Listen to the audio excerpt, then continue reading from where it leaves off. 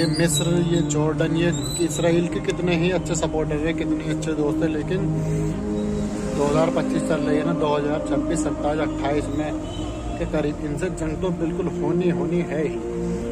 मिस्र से भी इसराइल की जंग होगी, जॉर्डन की भी जंग होगी, लेबनान की भी होगी, लेबनान पे है ही है, तुर्की की भी होगी, तुर्की भी जंग में उतरेगा। इन सबके रिश्ते खराब होने हैं, मिस्र के, जॉर्डन के, सीरिया के, तुर्की के, इराक के, इन सबके इसराइल से रिश्ते तो खराब बिल्कुल होने हैं ही। क्योंकि जब जो इसराइल का प्लान है कि हम अपना ग्रेटर इसराइल बनाएंगे, मुस्लिम देशों पर कब्जा करेंगे, तो जंग तो होनी ज़रूरी है, जंग से ही होगा। और इस टाइम सभी लोग इसराइल का अंदर सपोर्ट कर रहा है, मिस्र, जॉर्डन, तो क्या होगा, इनके रिश्ते खराब होंगे यहूदियों की इंटेलिजेंस एजेंसी की तरफ से प्लानिंग के हिसाब से। इनके मुस्लिम देशों से इसराइल के रिश्ते खराब होंगे और इसराइल इनके ऊपर हमला करेगा, तभी अब इनसे जंग होगी, मिस्र से, जॉर्डन से, सीरिया से, लेबनान से, तुर्की से भी। और तुर्की का मामला है कि ये तुर्की के बीच में जो एरिया है, सीरिया, इराक और तुर्की के बीच में जो बॉर्डर जहाँ कुर्द रहे थे, यहाँ बहुत बड़ी जंग होगी, जिसे जंग किर्गिज कहते हैं। यहाँ बहुत बड़ी लड़ाई होगी, हो सकता है तुर्की जो है, तुर्की की फौज इराक तक में घुस जाए, इराक की जगह में इराक तक पहुँच जाए। जंग तो मिडिल ईस्ट के अंदर होनी है, क्योंकि अरब और इसराइल का वार बिल्कुल होने की तैयारी हो रही है और होगी भी। अरब और इसराइल वार होगा बहुत जल्दी, 2026 के लास्ट में, 2027 के लास्ट में और 28 में एक बड़ी जंग चल रही होगी इन्हीं देशों में, एक खतरनाक। और ये इधर जो है इंडिया, पाकिस्तान, इधर का मैटर जो है, जो भी इंडिया और पाकिस्तान में जो भी रूस के फेवर में जाएगा सरकार, तो उसकी गिरनी है ही बिल्कुल ज़रूर। जो भी अमेरिका के खिलाफ जाएगा सरकार, तो उसकी गिरनी है ही। भारत ने वो चोट दी अमेरिका को कि अमेरिका के पास से इंटरनेशनल पावर गिर रही है। ये चाइना, रशिया और भारत जो मिलकर एक नया बैंक को जो लॉन्च करने जा रहे हैं, अभी तो कुछ फिलहाल इस टाइम है ना ऐसा, ये लॉन्च करेंगे बैंक, लॉन्च करने के बाद में ये अपनी नई करेंसी लॉन्च करेंगे, नई करेंसी में बिजनेस होगा। जो भी एक दोस्त जो ब्रिक्स कंट्री हैं, SCO जो कंट्री है, इंडिया, पाकिस्तान है, ये चाइना है, रूस है और ये ब्राज़ील भी है, और इनमें और कुछ देश हैं, जो भी ये बिजनेस करेंगे सब इसी नई करेंसी में होगा। अभी नई करेंसी चाहे चाइना भी लॉन्च कर सकता है, चाइना भी कर सकता है, या फिर हर देश अपनी करेंसी अपने पास रखे, लेकिन बस बिजनेस इंटरनेशनल वो इससे करे नई करेंसी से। तो ये क्या होगा, ये होगा अमेरिका के लिए बहुत बड़ा झटका। क्यों? क्योंकि अमेरिका की डॉलर गिरेगा और इंटरनेशनल पावर ख़त्म होगी, और हो रही है। इंटरनेशनल पावर अमेरिका के पास से ख़त्म हो रही है। कोई सी भी दुनिया की सल्तनत रही है, जो सी भी सल्तनत का एंड होने को आता है, तो अल्लाह ताला की तरफ से उसका सबसे पहले सियासी निज़ाम और जो उसके मुल्क का अंदरूनी निज़ाम जो होता है, ये कमज़ोर होने को आता है। यानी कि पैसे की तरफ से, इकोनॉमी की तरफ से पहले ये कमज़ोर होता है, फिर वो मुल्क बाद में जंग में उतरता है, फिर उसकी सल्तनत का एंड होता है। तो ये अमेरिका ये हल्के अभी जंग में उतरेगा। पहले ये इकोनॉमिक की तरफ से इंटरनेशनल पावर जाएगी, उसके बाद से जब भी चीज़ जान रहेगी तब ये जंग में उतरेगा और जंग करेगा बहुत बड़ी। लेकिन जंग में बहुत तबाही मचाएगा अमेरिका। और अमेरिका को सबसे बड़ी परेशानी इस चीज़ से है कि भारत हमारा दोस्त होने के बाद में चाइना, रशिया के साथ मिलकर ये नई करेंसी लॉन्च कर दिया, यानी कि ये हमारे खिलाफ खड़ा हो रहा।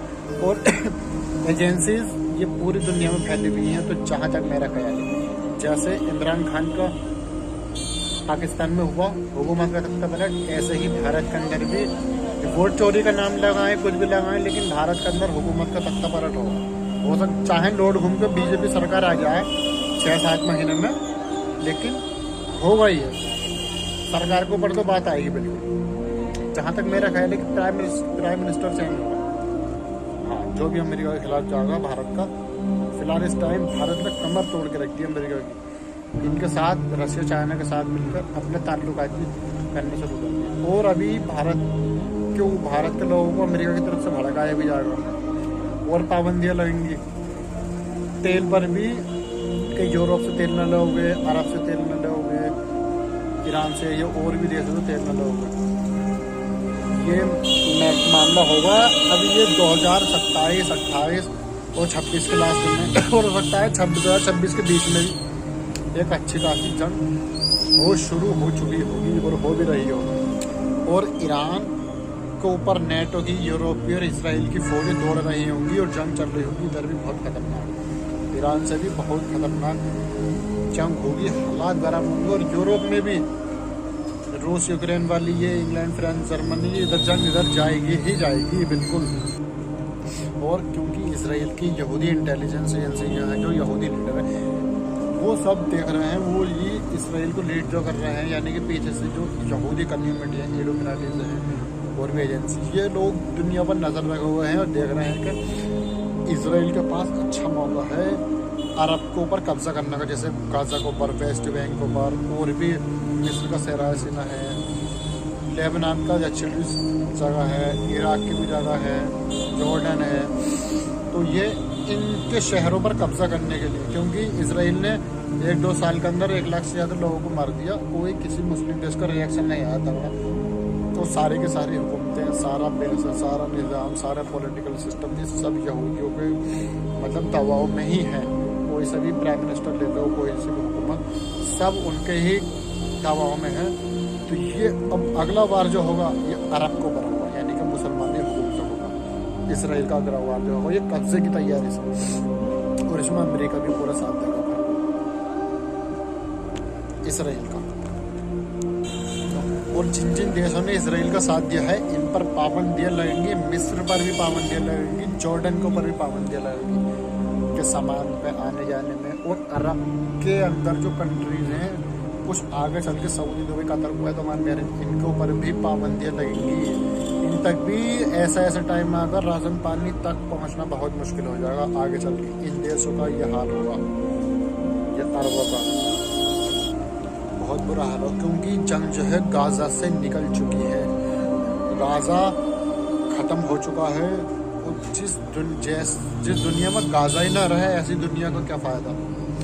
तो ये मैं एक हदीस की तरफ इशारा कर रहा हूँ, ऐसी दुनिया का क्या फ़ायदा जिस दुनिया में गाजा ही ना रहे, 57 हुकूमतों के सामने गाजा ख़त्म होता जा रही है, ऐसी हुकूमतों को क्या फ़ायदा। तो ये सारी हुकूमतें सारे देशों को पर तबाही बर्बादी आनी है। इज़ा फजादा आलशाम फला खैर फ़ीकुम, नबी ने फरमाया जब शाम में फसाद होगा तो कहीं खैर नहीं होगा। सारे के सारे देशों पे नंबर लगना है, कोई देश नहीं बच पाएगा इस चीज़ से, कोई नहीं। जहाँ तक जो लड़ रहा है फ़िलिस्तीन के सपोर्ट में, वो यमन लड़ रहा है। यमन ही ऐसा वो कंट्री है जो इसराइल के किसी पॉलिटिकल लीडर या लीडरशिप को ख़त्म करने वाला जो है इस टाइम पर, वो भी यमन के हूतीज़ हैं, जो इसराइल के जैसे यमन के लोग प्राइम मिनिस्टर को मारा उन्होंने हूती संगठन के, तो इसके बदले में वो भी इसराइल के ही लीडरशिप को, प्राइम मिनिस्टर को या किसी बड़े नेता अधिकारी को वही मार लो, वही लोग मार सकते हैं यमन वाले, क्योंकि उनके पास इतनी टेक्नोलॉजी हथियार है मारने वाला। और इधर इंडिया और पाकिस्तान की 2026-27 में जंग तो बिल्कुल होनी है ही, बहुत बड़ी। और ये जंग जो चलेगी 2027-28 के करीब में, ये ज़्यादातर चलेगी समंदर में चलेगी, समंदर में नेवी, ये समुंदर में ज़्यादा जंग चलेगी सबसे ज़्यादा।